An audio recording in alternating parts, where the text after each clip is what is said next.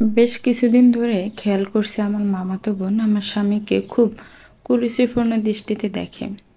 মামার বাড়ির পাশেই আমরা বিয়ে হয়েছে।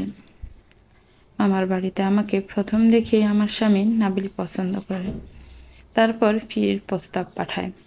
ছেলে হাই স্কুলের শিক্ষক, বেশ ভদ্র, নম্র, সুদর্শন হয়, সবাই রাজি হয়ে যায়। বেশ ধুমধাম করে নাবিলার আমার বিয়ে হয়। বিয়ের পর থেকে আমার মামাতো বোন হাবিবা সবসময় আসা যাওয়া করতো। প্রথমে আমি বিষয়টা স্বাভাবিকভাবে নিতাম, তারপরে খেয়াল করলাম হাবিবা ঠিক তখনই আসে যখন নাবিল বাড়িতে থাকে। নাবিল বাড়িতে থাকলে সারাক্ষণ উছিলা খুঁজে আমাদের বাড়ি আসার। তারপর অন্য সময় সেও ওড়না পরে থাকলে নাবিল বাড়ি ফিরলে সে ওড়না ছাড়া ঘুরে বেড়ায়। আমি বিষয়টা পছন্দ করি না। একবার বলেই ফেলি ওড়না পরতে। হাবিবা বলে যে এখন মডার্ন যুগ, হ্যান-ত্যান, এসব এখন নর্মাল। ছোট মানুষ, কবে ক্লাস 10-এ উঠেছে, তাই আমিও আর কিছু বলি নাই। কিন্তু ও এতেই থেমে নেই। বিকেলে নাবিলের জন্য আমি নাস্তা বানালে ও দৌড়ে এসে নাস্তা নিয়ে যায়। তারপর নাবিলের সাথে বসে অনেকক্ষণ বসে গল্প করে। আবার নাবিল টিভিতে খেলা দেখতে বসলে হাবিবাও গিয়ে একদম গা ঘেঁষে বসবে। আবার বাড়িতে না আসলেও নাবিলের ফোনে ফোন দিয়ে কথা বলে, কিন্তু আমার ফোনে তো ভুল করেও কখনো ফোন দেয় না। এমনকি মাঝে মাঝে নাবিলের ফোন চেক করলে দেখি যে হাবিবা বেশ কয়েকবার মিসড কল দিয়েছে। তবে এই বিষয়টা যে পুরোপুরি একপাক্ষিক তা আমি খুব করেই বুঝতে পারি। নাবিল আমাকে খুব ভালোবাসে। সে খুব ভালো মনের মানুষ, নামাজ পড়ে নিয়মিত, আমার বোনকে বোনের মতো স্নেহ করে। তবে ইদানিং খেয়াল করছি হাবিবা বাসায় আসলে নাবিল যথাসম্ভব চেষ্টা করে হাবিবাকে এড়িয়ে যাওয়ার। হাবিবা কথা বলতে চাইলেও নাবিল কথা বলতে চায় না। সেই দিন তো বলল হাবিবা বাড়িতে আসলে যেন তাকে আগে থেকেই জানায়। আমি অবশ্য জিজ্ঞেস করেছিলাম কেন, হাবিবা থাকলে কি? নাবিল বলল এমনি, তোমরা বোনরা আড্ডা দাও, তোমাদের মধ্যে আমি কি করব? নাবিল কিছু না বললেও আমি বুঝলাম কিছু একটা হয়েছে, তাই ওদের উপর নজর রাখলাম। আর একদিন সন্ধ্যায় দেখতে পাই হাবিবা আর নাবিল কথা কাটাকাটি করছে। নাবিল খুব বকছে হাবিবাকে, একসময় বলে আর যাতে এই বাড়িতে না আসে। হাবিবা কাঁদতে কাঁদতে ঘর থেকে বের হয়ে যায়। সেই দিনের পর থেকে 7 দিন আসে না, নাবিলকেও ফোন করে না। কিন্তু নাবিলের দিকে লক্ষ্য করে দেখি ও কেমন যেন মনমরা হয়ে থাকে, সারাক্ষণ কি যেন ভাবে, ঠিক মতো খাওয়া দাওয়া করে না। এর মধ্যে মামা মামি জানায় হাবিবের বিয়ে ঠিক হয়ে গেছে। ছেলে খুব বড় ব্যবসায়ী, সামনের সপ্তাহে বিয়ে। হাবিবের বিয়ের খবরে আমি মনে মনে বেশ প্রশান্তি লাভ করি। নাবিলকে কথাটা জানাতে কেমন যেন চমকে ওঠে, তারপর মুখে বলে ভালোই হয়েছে, মেয়ে বড় হয়েছে, বিয়ে দিয়ে দেওয়াই উচিত। আমি শুধু নাবিলের মুখের দিকে চেয়ে রইলাম। ওর মুখ দেখে মনে হলো ও একদমই খুশি হয়নি। এর ঠিক 2 দিন পরে নাবিলের ফোন চেক করে দেখি হাবিবাকে কল করেছে আর প্রায় ঘন্টাখানেক কথা বলেছে। বিষয়টা দেখেই আমার বুকের মধ্যে মুচড়ে উঠল, অজানা ভয়ে কুঁকড়ে গেলাম। তবে এরপর থেকে নাবিলকে বেশ স্বাভাবিক মনে হতো। আমিও সব বলে স্বাভাবিক হয়ে গেলাম।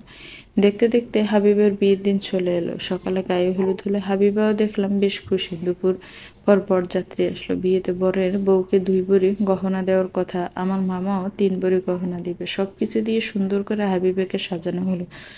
কি যে সুন্দর লাগছিল দেখতে হাবিবাকে। বিয়ের নিয়ম শুরু হলো। হাবিবাকে সাজিয়ে ঘরে রেখে সবাই মিলে বরের কাছে এলাম বরের কবুল বলা দেখতে। হাসি মজায় ছেলের কবুল বলা সম্পন্ন হলে সবাই ঘরে চলে বউয়ের কাছে, কিন্তু আশ্চর্যের বিষয় কোথাও বউ নেই। কিছুক্ষণের মধ্যে পুরো বাড়ি ওয়াশরুম সব চেক করে ফেললো, তবুও হাবিবাকে কোথাও পাওয়া গেল না। মুহূর্তে পুরো বাড়ি কথাটা ছড়িয়ে গেল। হঠাৎ আমার মনে হলো অনেকক্ষণ হলো নাবিলকে দেখতে পাচ্ছি না, নাবিল কোথায় গেছে? পুরো বাড়ি খুঁজে ফেললাম, না কোথাও নেই। ফোন করলাম, ফোনটাও বন্ধ। মনের মধ্যে ভয় ঢুকে গেল, তাহলে কি নাবিল আর হাবিব একসাথে কোথাও গেছে? তখনই হাবিবের ভাই দৌড়াতে দৌড়াতে এসে বলল সর্বনাশ হয়ে গেছে আপু, বাগানে গাছের সাথে ঝুলে আছে। হাবিবার ভাইয়ের কথা শুনে পুরো বাড়িতে হুলস্থুল বেঁধে যায়। মামা, নানা, বাবা আরো অনেকে ছুটে যায় বাগানের দিকে। মামি টেনশন নিতে না পারায় জ্ঞান হারিয়ে ফেলে। বাড়ির সব মহিলারা সেখানে ভিড় করে। এইদিকে এত লোকের মাঝে আমার চোখ দুটো নাবিলকেই খুঁজে যাচ্ছে, কিন্তু কোথাও ওর দেখা নেই। হঠাৎ মনে হলো বাগানে গিয়ে দেখা উচিত, ওখানে কি ঘটেছে। যেই ভাবা সেই কাজ, দ্রুত পায়ে হেঁটে গেলাম বাগানের দিকে। বাগানের চারিদিকে অনেক মানুষ। আমি ভিড় ঠেলে গাছটার দিকে এগিয়ে গেলাম। গাছের সামনে দাঁড়াতেই চোখে পড়ল হাবিবার ঝুলন্ত লাশ। একটু আগেই মেয়েটাকে সাজানো হয়েছিল, এখনো সব সাজ আছে। পরনে লাল টুকটুকে বেনারসি, গা ভর্তি সোনার গয়না, তবে ফর্সা মুখটা কেমন কালচে হয়ে গেছে। ঠোঁটের টুকটুকে লাল লিপস্টিকটা কেমন নীলচে রং ধারণ করেছে। অমন সুন্দর মুখটা কেমন কুৎসিত হয়ে গেছে। কিছুদিন ওর উপর বিরক্ত হলেও এইভাবে ওর চলে যাওয়াটা মেনে নিতে বড্ড কষ্ট হচ্ছে। বারবার ওর হাসি মাখা মুখটা মনে পড়ছে। গাছের নিচে তাকাতেই দেখি মামা কেমন ছন্নছাড়া হয়ে বসে আছে, হাতে একটা সাদা কাগজ। আশেপাশের কানাঘুষা থেকে শুনলাম ওইটা নাকি হাবিবার সুইসাইড নোট। মামাকে দেখে বড্ড কষ্ট লাগছে। মামা মেয়ে বলতে পাগল, মা ছাড়া কখনো কথা বলেনি। সবকিছু না চাইতেন ওর সামনে হাজির করত। সেই মেয়ের এমন একটা কাজে এরকম হওয়াটাই স্বাভাবিক। পুলিশকে ইতিমধ্যেই ফোন করে জানানো হয়েছে, কিছুক্ষণের মধ্যেই চলে আসবে। বর সহ বরপক্ষের সব লোকও বাগানে চলে এসেছে। বরের নাম তিহান, পেশায় ইঞ্জিনিয়ার, বাবা মায়ের একমাত্র সন্তান, দেখতে শুনতেও মাশাআল্লাহ। মামির থেকে শুনেছিলাম হাবিবা প্রথমে বিয়েতে রাজি ছিল না, তবে নাকি তিহানকে দেখে নিজে থেকে মতো দিয়েছে। কথাটা শুনে আমি বেশ খুশি হয়েছিলাম। ছোট মানুষ আবেগের বশে হয়তো ভুল করতে যাচ্ছিল, তবে নিজের ভুলটা বুঝতে পেরে যে সামনের দিকে এগিয়ে যেতে চাইছে এটাই কম কি। কিন্তু কি হলো হঠাৎ যে হাবিবা এইভাবে বিয়ের সাজে এই কাজটা করলো? আমার ভাবনার মাঝে পুলিশ এলো, গাছ থেকে হাবিবাকে নামালো।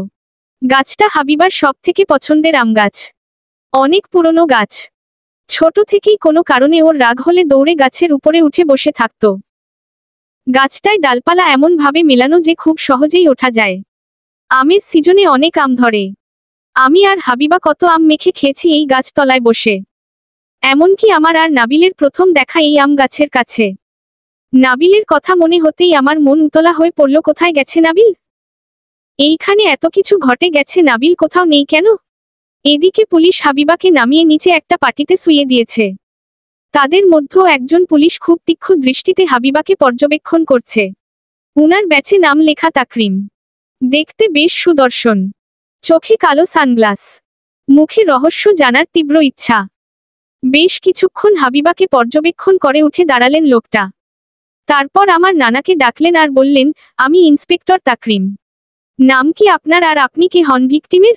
নানা বললেন, আমি সাফায়াত উদ্দিন, হাবিবার দাদু। ইন্সপেক্টর তাকরিম বললেন, আচ্ছা, তা ভিকটিমকে কি জোর করে বিয়ে দেওয়া হচ্ছিল? নানা বলল, না না স্যার, মেয়ে তো প্রথম থেকেই রাজি ছিল। আমার ছেলে ওকে খুব ভালোবাসে, ওকে কখনোই কোনো কাজে জোর করে না। ও নিজে বলেছে তিহানকে ওর পছন্দ হয়েছে, তারপরই বিয়েটা ঠিক হয়েছে। ইন্সপেক্টর তাকরিম বলে, যদি বিয়েটা নিজের ইচ্ছেতেই করে তবে আপনার নাতনি এই কাজটা কেন করলো মিস্টার সাফায়াত? নানা বলে, সেটাই তো বুঝতে পারছি না স্যার। মেয়েটা একটু আগেও তো হাসতে হাসতে সাজলো, দেখুন না কি সুন্দর করে বিয়ের জন্য সেজেছিল। ইন্সপেক্টর তাকরিম বলেন, তা বিয়ে বাড়িতে এত লোকজন কেউ খেয়াল করেনি যে কনে ঘর থেকে বেরিয়ে বাগানে গাছের সাথে ঝুগলে পড়ল? কোথায় ছিলেন সবাই? নানা বলে, আসলে বরকে সেই সময় কবুল পড়ানো হচ্ছিল আর সবাই সেইখানেই ছিল। তারপর বরকে কবুল পড়ানো শেষে হাবিবার ঘরে কাজী সহ সবাই গেল, কিন্তু তখন হাবিবা ঘরে ছিল না। তখন থেকে সবাই খোঁজা শুরু করে। আর তারপরেই তো। এই বলেই নানা কাঁদতে শুরু করে। ইন্সপেক্টর তাকরিম বলেন, শান্ত হন। দেখুন, সবাই যদি অধৈর্য হয়ে পড়েন তাহলে কিভাবে হবে? তাকে প্রথম ভিকটিমকে দেখেছিল? নানা ইশারা করে হাবিবার ভাই হাবিবকে দেখিয়ে দেয়। ভিড়ের বাইরে এক কোনায় দাঁড়িয়ে হাবিব কাঁদছে। হাবিব আর হাবিবা দুইজন যমজ ভাই বোন, বয়স 18 পেরিয়ে 19 চলে। অন্যান্য সমবয়সী ভাই বোনদের মতো মোটেও ঝগড়াঝাটির সম্পর্ক ওদের ছিল না। দুইজনের মধ্যে খুবই আন্ডারস্ট্যান্ডিং ছিল।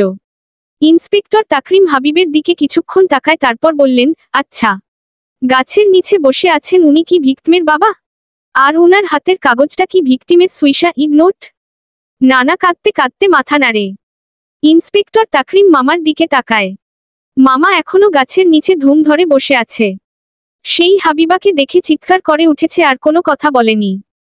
ইন্সপেক্টর তাকরিম মামার কাছে এগিয়ে যায়, তারপর হাত থেকে কাগজটা নেয়, কিন্তু মামা টু শব্দ করে না, এখনো ধুম ধরেই বসে থাকে। ইন্সপেক্টর তাকরিম কাগজটা খুলে তারপর সেটা পরে একটা পলিথিনে ভরে পকেটে পুরে। ইন্সপেক্টর তাকরিম এবার এগিয়ে যায় তিহানের দিকে। ছেলেটার মুখ কেমন ছোট হয়ে গেছে। বিয়ে করতে এসে এরকম একটা পরিস্থিতিতে আসলে কি রিয়েক্ট করা উচিত হয়তো বুঝতে পারছে না। তিহানের পাশেই দাঁড়িয়ে আছে ওর বাবা ব্যারিস্টার কামাল। তিনি প্রায় 6 ফুটের বেশি লম্বায় হবেন। বয়স 60 হলেও দেখে মনে হয় বয়স এখনো 50-এর কোঠায়। সৎ ও বিচক্ষণ মানুষ হিসেবে সবাই খুবই সম্মান করেন। তবে এ মুহূর্তে ওনার মুখটা বেশ গম্ভীর। খুবই তীক্ষ্ণ নজরে চারপাশটা দেখছেন। ইন্সপেক্টর তাকরিম ব্যারিস্টার কালামকে সালাম দিয়ে তাকরিমকে কিছুক্ষণ পর্যবেক্ষণ করে সরে আসে, তারপর দুইজন কনস্টেবলকে বলে হাবিবার লাশটা গাড়িতে তুলতে। কনস্টেবলদের মধ্যে একজন বলে, স্যার কাউকে জিজ্ঞাসাবাদ করবেন না? ইন্সপেক্টর তাকরিম বলেন, যেহেতু ভিকটিম সুইসাইড নোটে লিখে গেছে তার মৃত্যুর জন্য কেউ দায়ী নয়, তাহলে আপাতত কাউকে কোনোরকম জিজ্ঞাসাবাদ না করাই বেটার। বাকিটা পোস্ট-মর্টেম রিপোর্ট আসলেই বোঝা যাবে। আর আমার মনের দৃঢ় বিশ্বাস এটা আত্মহত্যা নয়। এবার বাকিটা তো পোস্ট-মর্টেম রিপোর্টই বলবে। কথা শেষে ইন্সপেক্টর তাকরিম আবারও চারিদিকটা ভালো করে পর্যবেক্ষণ করতে লাগলেন। এইদিকে হাবিবার লাশ গাড়িতে তুলতেই মামা চিৎকার করে কেঁদে উঠে দৌড়ে চলে যায় হাবিবার লাশের কাছে। কিছুতেই হাবিবাকে নিয়ে যেতে দেবে না। প্রচণ্ড পাগলামি শুরু করে। এক পর্যায়ে জ্ঞান হারিয়ে মাটিতে লুটিয়ে পড়ে। সবাই ধরাধরি করে বাড়ির ভেতরে নিয়ে যায়। পুলিশ হাবিবর লাশ নিয়ে চলে যায়। আমি শূন্য দৃষ্টিতে তাকিয়ে থাকি গাড়িটার দিকে। পুলিশের গাড়ি যেতেই দেখি বাইক নিয়ে নাবিল আসছে। আমাকে দেখে বাইক থামিয়ে বলে, কি হয়েছে ঋতু? পুলিশ কেন এসেছিল? আর তুমি কাঁদছো কেন? আমি নাবিলকে জড়িয়ে ধরে কেঁদে বলি, সর্বনাশ হয়ে গেছে নাবিল। তুমি কোথায় ছিলে এতক্ষণ? নাবিল বলে, কেন কি হয়েছে ঋতু বলো আমাকে? আমি তো মিষ্টি আনতে গেছিলাম। মামা বলল বরের বাড়িতে 10 কেজি মিষ্টি দিবে, যাওয়ার সময় সেটা আনতে ভুলে গেছে, তাই আমাকে পাঠালো ভালো দেখে মিষ্টি আনতে। আমি বললাম, হাবিবা সুইসাইড করেছে।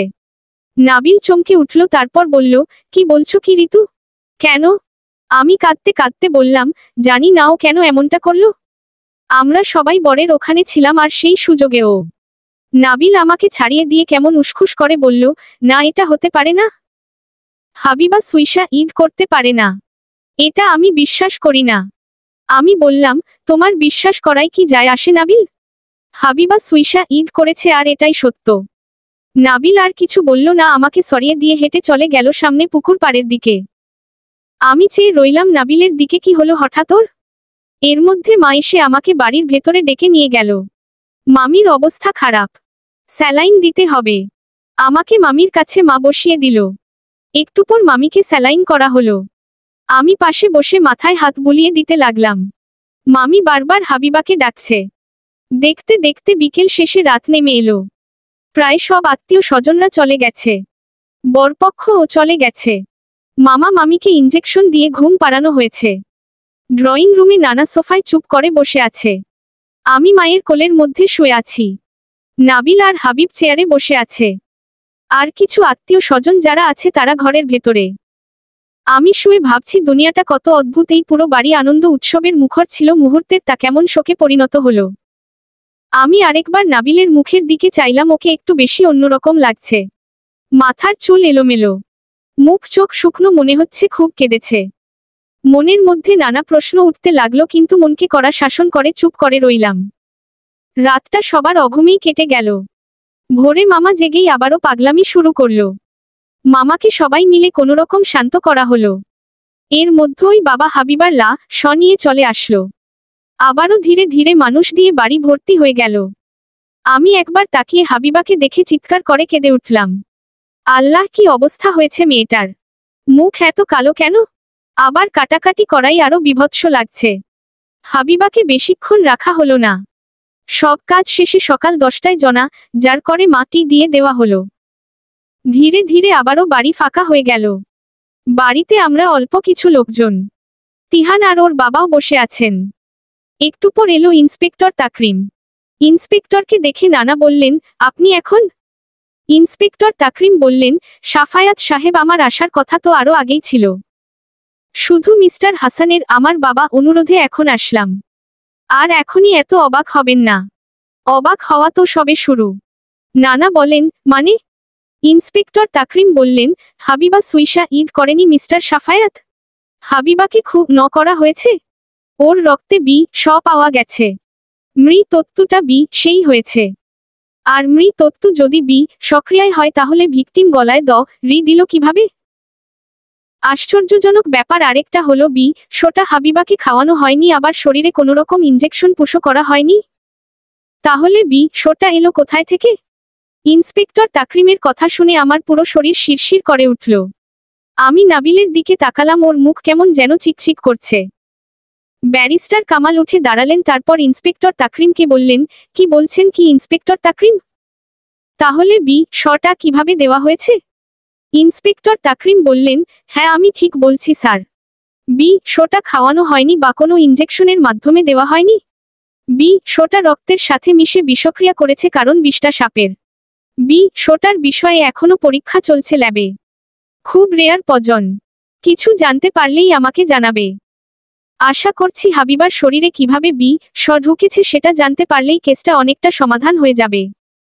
তবে আশ্চর্যজনক আরও একটা কথা, হাবিবার হাতে যে চিঠিটা ছিল সেটা হাবিবারই লেখা। কিন্তু নানা বলেন, কিন্তু কি? ইন্সপেক্টর তাকরিম বললেন, চিঠিটা প্রায় 7 দিন আগের লেখা। পোস্টম অটেম রিপোর্ট থেকে এটা স্পষ্ট যে হাবিবার মৃত্যুর পর তাকে গাছের সাথে ঝুলানো হয়েছে। তাহলে হাবিবার ডি নিশ্চয়ই ঝুলতে পারবে না। তার মানে অন্য কেউ কাজটা করেছে। কিন্তু প্রশ্ন হলো, হাবিবা কেন 7 দিন আগে সুইসাইড নোট লিখেছিল? আচ্ছা মিস্টার তিহান, আপনার সাথে হাবিবার সম্পর্কটা কেমন ছিল? তিহান চেয়ার থেকে উঠে দাঁড়ালো, তারপর বলল, দেখুন ইন্সপেক্টর, আমাদের বিয়েটা অ্যারেঞ্জ ম্যারেজ ছিল। বাবা হাবিবাকে দেখে পছন্দ করে, তারপর আমি একদিন দেখি আমারও ওকে পছন্দ হয়। তারপর আমি বিয়েতে হ্যাঁ বলি। এর মধ্যে হাবিবার সাথে আমার 2বার ফোনে কথা হয়েছে। প্রথমবার ওকে স্পষ্ট করে আমি জিজ্ঞেস করেছি আমাকে পছন্দ কিনা, বা কারো সাথে কোনো সম্পর্ক আছে কিনা। ও বলে ওর আমাকে পছন্দ, আর কারো সাথে কোনো সম্পর্ক নেই, নিজ ইচ্ছায় এই বিয়েতে রাজি। এরপরই আমাদের বিয়েটা ফাইনাল হয়। এরপর আরও একবার কথা হয়, তখন নর্মাল কথাবার্তা হয়েছে। আমি ওর থেকে জেনে নিয়েছিলাম বিয়েতে কি পরতে চায়, শাড়ি না লেহেঙ্গা। ও বলেছিল আমার যা ইচ্ছা তাই যেন কিনি। আমার পছন্দের জিনিসগুলো পরে ও আমার মনের মতো বউ সাজতেন চায়। ইন্সপেক্টর তাকরিম বলে, তাহলে আপনি বলতে চাইছেন হাবিবা সম্পূর্ণ রাজি ছিল? তিহান বলে, আমার জানামতে তো তাই। এখন ওর মনের ভেতরে যদি অন্য কিছু চলে সেটা তো আমার পক্ষে বোঝা সম্ভব নয়। ইন্সপেক্টর তাকরিম বললেন, বুঝতে পারলাম। আচ্ছা, হাবিবার বাবা মায়ের অবস্থা কেমন? কথা বলা যাবে ওনাদের সাথে? নানা বললেন, না ইন্সপেক্টর, 2 জন এখনো স্বাভাবিক হতে পারেনি, আর একটু সময় দিন ওদের। ইন্সপেক্টর তাকরিম বলেন, আচ্ছা তা হাবিবার ভাই কোনটা যেন? হাবিব সামনে আসে, তারপর বলে, আমি। ইন্সপেক্টর তাকরিম ভালো করে হাবিবকে দেখে বলে, তোমার নাম হাবিব তাই তো? হাবিব বলে, হ্যাঁ। ইন্সপেক্টর তাকরিম বলেন, তুমি আর হাবিবা যমজ? হাবিব বলে, হ্যাঁ। ইন্সপেক্টর তাকরিম বললেন, আচ্ছা তুমি তো প্রথম হাবিবাকে গাছের সাথে ঝুলতে দেখেছিলে। তা কি দেখেছিলে, যদি একটু ডিটেইলসে বলতে? হাবিব বলে, আমরা সবাই হাবিবাকে খুঁজছিলাম। পুরো বাড়িতে খুঁজে যখন পেলাম না, তখন আমার মনে পড়ল হাবিবার পুরনো অভ্যেস, যে কোনো কারণে মন খারাপ হলে ওই গাছটায় বসে থাকত। তাই ওকে খুঁজতে যেই বাগানে গেছি দেখি ও ঝুলছে। তখনই দৌড়ে বাড়ির ভেতরে এসে সবাইকে ডেকে নিয়ে গেছি। ইন্সপেক্টর তাকরিম বললেন, আচ্ছা, তো তুমি কাউকে সেখানে দেখেছিলে? হাবিব বলে, না স্যার, কেউ ছিল না ওখানে। ইন্সপেক্টর তাকরিম বলেন, আচ্ছা আরেকটা কথা বলো তাহলে, তুমি নিশ্চয়ই তোমার বোনের ব্যাপারে সবকিছু জানো। আচ্ছা, ও কি কোনো সম্পর্ক ছিল? আর এই বিয়েতে কি মন থেকে রাজি ছিল? হাবিব বলে, দেখুন স্যার, আমার জানা মতে হাবিবার কোনো সম্পর্ক ছিল না। আর এই বিয়েতে ও নিজ ইচ্ছায় রাজি হয়েছিল, কারণ মা বাবা ওকে অনেকবার জিজ্ঞেস করেছে ও মন থেকে রাজি কিনা। ও সব সময় বলেছে ও রাজি। তিহান ভাইয়াকে ওর খুব পছন্দ হয়েছে। ইন্সপেক্টর তাকরিম বললেন, আচ্ছা তাহলে বলো, হাবিবার কারো সাথে কোনোরকম শত্রুতা, বা তোমাদের সাথে কারো কোনোরকম শত্রুতা ছিল, বা কারো সাথে হাবিবা বা তোমাদের কোনোরকম ঝগড়াঝাটি হয়েছে? হাবিব কিছুক্ষণ ভেবে বলে, না স্যার, আমাদের সাথে কারো তেমন কোনো ঝামেলা নেই, আর হাবিবারও নেই। তবে 5 দিন আগে আমি দেখেছিলাম ঋতু আপুর সাথে হাবিবার কোনো কিছু নিয়ে কথা কাটাকাটি হচ্ছে। ইন্সপেক্টর তাকরিম বললে, ঋতু? সে কে? আমি যে ভয়টা পাচ্ছিলাম সেটাই হলো। তবুও নিজেকে শক্ত করে বললাম, হাবিব তুই এটা কি বলছিস? হ্যাঁ, হাবিবার সাথে আমার একটু কথা কাটাকাটি হয়েছিল। তার মানে কি? আমি ওকে সবসময় নিজের বোনের মতো ভালোবেসেছি, ওকে একটু শাসন করতে পারবো না? ইন্সপেক্টর তাকরিম আমার দিকে এগিয়ে আসলেন, তারপর বললেন, 1 মিনিট মিস ঋতু। শাসন করেছেন নাকি করেছেন তা জানা যাবে, তার আগে শান্ত হন। মাথা ঠান্ডা করুন। ধীরে ধীরে বলুন, আপনি কি হন হাবিবার? আমি বললাম, হাবিবার ফুফাতো বোন। আমার বাবা তখন বলেন, আমার মেয়ে স্যার ঋতু। খুব শান্তশিষ্ট ভালো মেয়ে স্যার। এইসবের মধ্যে ও কোনো হাত নেই? ইন্সপেক্টর তাকরিম বললেন, মিস্টার হাসান শান্ত হন। যতক্ষণ আসল অপরাধীকে ধরা না হচ্ছে কেউ সন্দেহের বাইরে নয়। আচ্ছা মিস ঋতু, তা বলুন কেন আপনি হাবিবাকে শাসন করছিলেন? আমি বললাম, তেমন কিছুই না স্যার। সেই দিন সন্ধ্যাবেলা ওর বান্ধবী স্বামীর বাড়িতে যেতে চাইছিল, তাও একা। মামি বারণ করছিল, তাও শুনছিল না। আমি শুধু বলেছিলাম, হাবিবা কেমন ব্যবহার বড়দের সাথে। মা বারণ করছে কালকে সকালে যেও। আমার কথা শুনতাই কেমন যেন তেলে বেগুনে জ্বলে উঠল। আমাকে বলল ওর বিষয়ে নাক না গলাতে। আমিও বলেছিলাম, তোর বড় বোন, আমি তোর থেকে ভালো বুঝি, তাই একটা কথা বললে শুনতে হবে। ব্যাস রাগ করে ঘরের দরজা আটকে দিল। বিশ্বাস করুন স্যার, এইটুকুই কথা হয়েছিল। মামি একটু সুস্থ হোক, উনিও ছিলেন সেখানে। ইন্সপেক্টর তাকরিম বললেন, বুঝলাম। তা হাবিবার ক্লোজ বান্ধবী কি এই সামিয়া? আমি বললাম, হ্যাঁ স্যার, হাবিবার best friend Samia. Inspector Takrim বললেন, ওর বাড়ি কোথায়? আমি বললাম, স্যার সামনেই 10 মিনিটের রাস্তা। ইন্সপেক্টর তাকরিম বললেন, আচ্ছা, তা আপনার বিয়ে হয়েছে কোথায়? এইখানেই। আমি বললাম, জি, পাশের বাসাটাই আমাদের। ইন্সপেক্টর তাকরিম বললেন, আপনার স্বামী কোথায়? আমি নাবিলকে ডাক দিলাম। নাবিল পেছনে থেকে সামনে এসে দাঁড়ালো। আমি বললাম, এই যে আমার স্বামী নাবিল। ইন্সপেক্টর সূক্ষ্ম নজরে নাবিলকে দেখে বললেন, আচ্ছা, কোনো কিছু জানার দরকার হলে আপনাদের ডাকবো, কিন্তু আশা করি আপনারা সাহায্য করবেন। নাবিল বলল, হ্যাঁ অবশ্যই স্যার। ইন্সপেক্টর তাকরিম বললেন, আচ্ছা, হাবিবার ফোনটা পেতে পারি? হাবিব বলে, হ্যাঁ স্যার, আমি এনে দিচ্ছি। হাবিবার ফোন এনে দিলে ইন্সপেক্টর তাকরিম বলে, তাহলে আসি আজকে? আর এই যে আমার কার্ড এইখানে টেবিলে রাখলাম, যদি কারো মনে হয় আমাকে কিছু জানানো দরকার অবশ্যই ফোন করবেন। আসি তাহলে, আবার দেখা হবে। ইন্সপেক্টর তাকরিম চলে যেতেই নানাকে বলে কামাল সাহেব তিহানকে নিয়ে বেরিয়ে গেলেন। তারপর সবাই এক এক করে ড্রয়িং রুম ছেড়ে চলে গেল। নাবিলও বেরিয়ে গেল। যাওয়ার সময় বলল, আমি একটা কাজে যাচ্ছি, ফিরবো একটু পরে। নাবিল চলে গেলে আমি হাবিবকে ডাক দিয়ে বললাম, কিরে, তুই আমার নাম কেন বললি? কি নিয়ে কথা হয়েছে আমাদের মাঝে সেটা তো তুই জানিস তাহলে? হাবিব বলল, তো সেটাই তো আমি বলেছি। যা দেখেছি তাই বলেছি। আমাকে জিজ্ঞেস করেছে কারো সাথে ঝামেলা হয়েছিল কিনা। তোর সাথে হয়েছিল তাই বলেছি। তাছাড়া তুই কিছুদিন হলো হাবিবাকে দেখতে পারিস না, মা বাবাকে বারবার বলিস হাবিবা বড় হয়েছে, ওকে যেন বিয়ে দেয়। কেন বলিস? আমি বললাম, কেন রে বোন, বড় হলে তার বিয়ের কথা বলা কি অন্যায়? কি বুঝাতে চাস তুই এইসব বলে? হাবিব বলে, কিছুই না। এই বলেই চলে যায়। আমার প্রচণ্ড রাগ হয়। বেয়াদব ছেলে। আমি মাকে ডাক দিয়ে বললাম, মা, আমার ভালো লাগছে না, বাড়িতে গেলাম।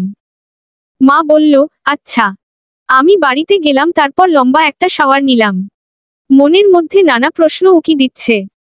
মনেমনি ঠিক করলাম আজকে নাবিলকে কয়েকটা প্রশ্ন করব।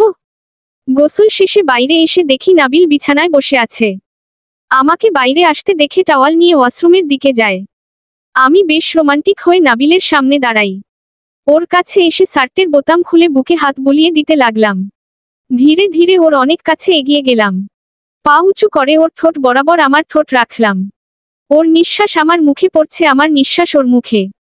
নাবিলকে শক্ত করে জড়িয়ে ধরলাম, তারপর চোখ বন্ধ করে ধীরে ধীরে ওর ঠোঁট নিজের দখলে নিলাম। হঠাৎ নাবিলের ধাক্কায় সরে গেলাম। প্রচণ্ড রাগ হলো। আবারও নাবিলকে শক্ত করে জড়িয়ে ধরে বললাম, কি হয়েছে তোমার নাবিল? তুমি আমাকে সরিয়ে দিচ্ছ কেন? কি হয়েছে তোমার? নাবিল নিজেকে আমার থেকে ছাড়িয়ে বলল, কি হয়েছে জানো না তুমি ঋতু?